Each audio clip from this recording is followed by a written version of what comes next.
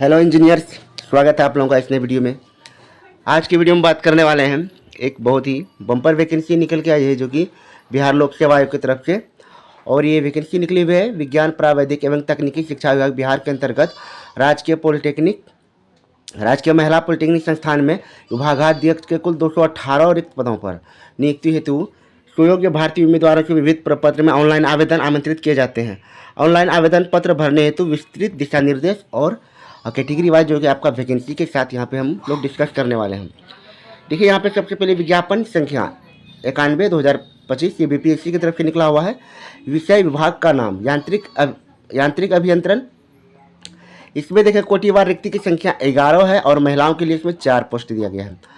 उसके बाद बात करते हैं हम लोग total computer science and engineering. इसमें जो है कि आपका टोटल है ना, कुल पद की बात करें इसमें जो कि आपका 33 है यांत्रिक में, कंप्यूटर साइंस में 43 है, विद्युत अभियांत्रिक में, इलेक्ट्रिकल में यानी कि आपका 42 है। उसके बाद सिविल में आपका 45 वैकेंसीज यहाँ पे निकला गया है। इलेक्ट्रॉनिक्स अभियंत्रण के तहत 39 वैकेंसी, जो कि एक तरह से इलेक्ट्रॉनिक्स का वैकेंसी तो वैसे अधिकतर नहीं निकलता, उस तरह से देखा जाए तो बहुत अच्छी वैकेंसी निकाली गई है।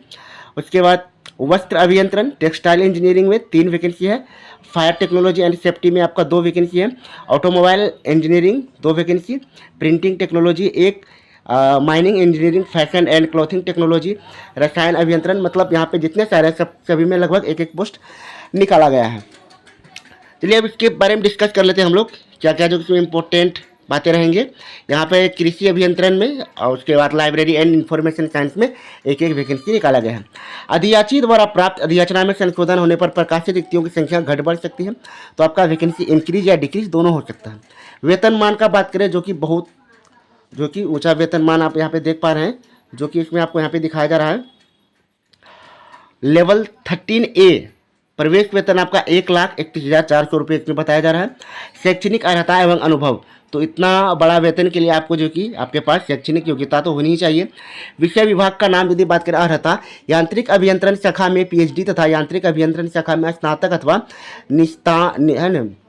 निष्णात स्तर पर प्रथम श्रेणी PhD in mechanical engineering and first class at bachelor's और master level in mechanical engineer आपका होना चाहिए, है ना। शिक्षण शोध उद्योग में न्यूनतम 12 वर्ष का अनुभव, जिसमें कम से कम 2 वर्ष का अनुभव व्याख्याता चयन ग्रेड 1 के स्तर पर PhD के पश्चात का हो। तो बहुत बड़ी मतलब जो कि क्वालिफिकेशन आपसे यहाँ पे मांग रहा है, चूँकि वेतन के अनुसार ही क्वालिफिकेशन इतना तो होना ही चाहिए। उसके बाद आप कंप्यूटर साइंस में देख ले, इलेक्ट्रिकल में भी देख सकते हैं आप यहाँ पे PhD इसमें भी है। उसके बाद सिविल में भी आपका जो PhD इन सिविल इंजीनियरिंग है। उसके बाद आपका इलेक्ट्रॉनिक्स में भी PhD, वस्त्र अभियंत्रण, मतलब जितने भी यहाँ पे वैकेंसी निकाले गए हैं सभी का जो कि जो योग्यता है वो जो कि बीटेक बी के साथ जो कि आपका PhD मतलब जो कि होना चाहिए। उसके बाद ही जो कि आप इसमें फॉर्म को फिलअप कर सकते हैं। और बहुत सारे मतलब इसमें सीट्स में जो कि एक्सपीरियंस को भी मांगा गया है, तो इन सब बातों को ध्यान रखते हुए जो भी कैंडिडेट इसमें फॉर्म फिल करेंगे तो सारे जो कि मिनिमम जो क्वालिफिकेशन क्राइटेरिया वो फुलफिल होना चाहिए।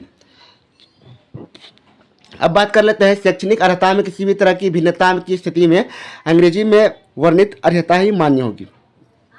UGC एवं AICTE से मान्यता प्राप्त संस्थानों से मानकीय एवं विज्ञान विषय के लिए डिस्टेंस मोड ओपन यूनिवर्सिटी से प्राप्त डिग्री या डिप्लोमा मान्य होगा, है ना। प्रासंगिक डिग्री के लिए अखिल भारतीय शिक्षा परिषद अधिनियम 2019 को कंडिका 6.4 में निर्धारित प्रावधान लागू होंगे।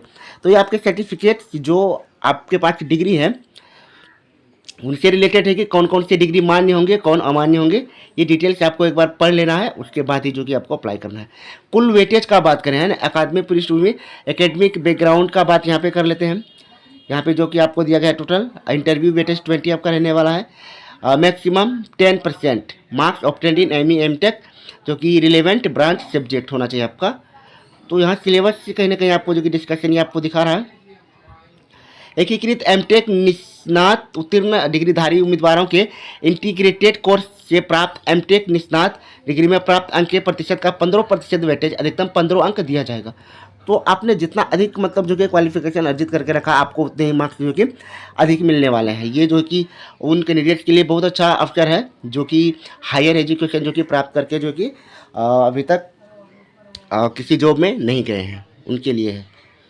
उसके बाद हम लोग यहाँ बात कर लेते हैं अब जैसे आरक्षण से रिलेटेड, तो जो भी कैंडिडेट SC ST कैटेगरी से है उनको जो है कि इससे रिलेटेड जो भी सर्टिफिकेट्स हैं वो प्रोड्यूस करने पड़ेंगे डॉक्यूमेंट वेरिफिकेशन में, है ना। तो ये मैंडेटरी रहने वाला है। उसके बाद ऑनलाइन आवेदन में आरक्षित कोटि और कोड एप्लीकेशन फॉर्म फिल करते समय आपको ये कोड देख लेना है कैटेगरी वाइज, जो कि आपको इसमें फिल करना रहेगा। उसके बाद बात कर लेते हैं हम लोग, ये आपका जो है कि एप्लीकेशन से रिलेटेड जो कि प्रोसेस है, कैसे आपको फॉर्म फिल करना है। सबसे इम्पोर्टेंट बात यहाँ पे ऑनलाइन आवेदन पत्र भरने से संबंधित तिथि एवं अन्य निर्देश निम्नांकित है। ऑनलाइन आवेदन प्रारंभ करने की तिथि आपका 2/9/2025 है और ऑनलाइन आवेदन भरने की अंतिम तिथि आपका 30/9/2025 है। कहीं ना कहीं लगभग आपको 1 महीने का टाइम इसमें दिया गया है, जिसके भी जो है कि आप अपने सारे डॉक्यूमेंट्स या फिर जो सर्टिफिकेट्स हैं आप जो है कि एकजुट कर लें। उसके बाद जो है कि आप ऑनलाइन अप्लाई इसमें कर सकते हैं। यहाँ पे आपका एप्लीकेशन से रिलेटेड सारा प्रोसेस आपको यहाँ पे दिया गया है, कैसे आपको अप्लाई करना है और डिटेल्स भी, मतलब जितना भी विंडो है स्टेप्स है मैं सारा यहाँ पे जो कि आपको प्रोवाइड कर दिया गया है।